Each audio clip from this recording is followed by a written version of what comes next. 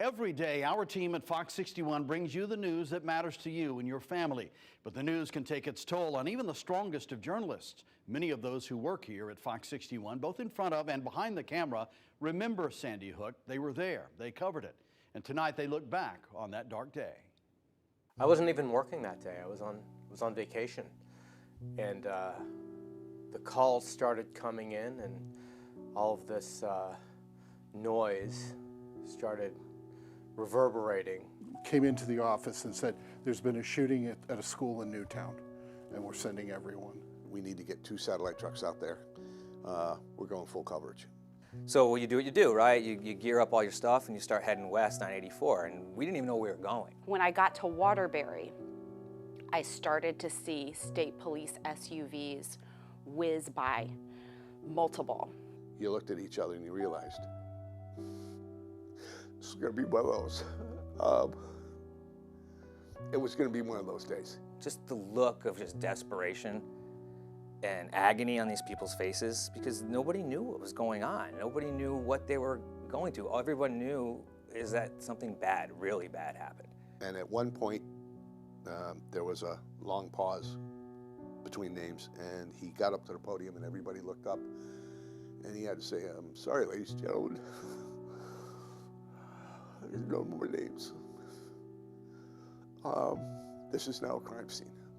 For me, I didn't have kids, I don't have kids, but I know that the parents in the newsroom just had a much more difficult time because they could see themselves, they could see their kids in those situations. I looked down at my phone and I got a text from a coworker of mine, and he happens to be my child's godfather. And the text simply said, I can't believe this. These kids are the same age as your son. And it was like that moment, I was like, oh my God, you're right. At the end of the night, and it was a late night, at the end of the night, Brent throwing to me, and I said something to the effect of, for a guy who's paid to talk, I don't have much more to say. I just don't have much more to say. I see it as an honor anytime anyone shares their story with me. I was honored to cover the opening of the Anna Grace School.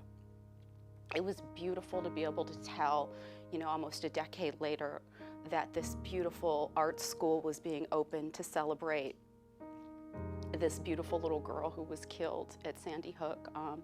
I take my son to play at the Anna Grace playground all the time. And I always think about them. I always think about that family. I always think about all the kids. And I just kind of take a moment and look at all the kids playing, and I just think that this is what they wanted. They wanted a place where kids could come and be kids. And the Monday after, we were set up in a parking lot not far from where the tragedy occurred. And there was one guy there, I think he was from Southbury. He was retired with the school board. He had a big sign that said free hugs. And it wasn't him that was giving the hugs. It was his giant, cutest ever bulldog giving hugs to people. And that resonated to me. Every day, I'm reminded of those kids. And I'm telling you, there's not a day that goes by in my life that I don't think of Sandy Hook. Coming up next, the Newtown community reflects and remembers. It happened, 10 years ago, but it doesn't feel like it did at all. How far we've come in the last decade and where we're going as we remain Sandy Hook strong.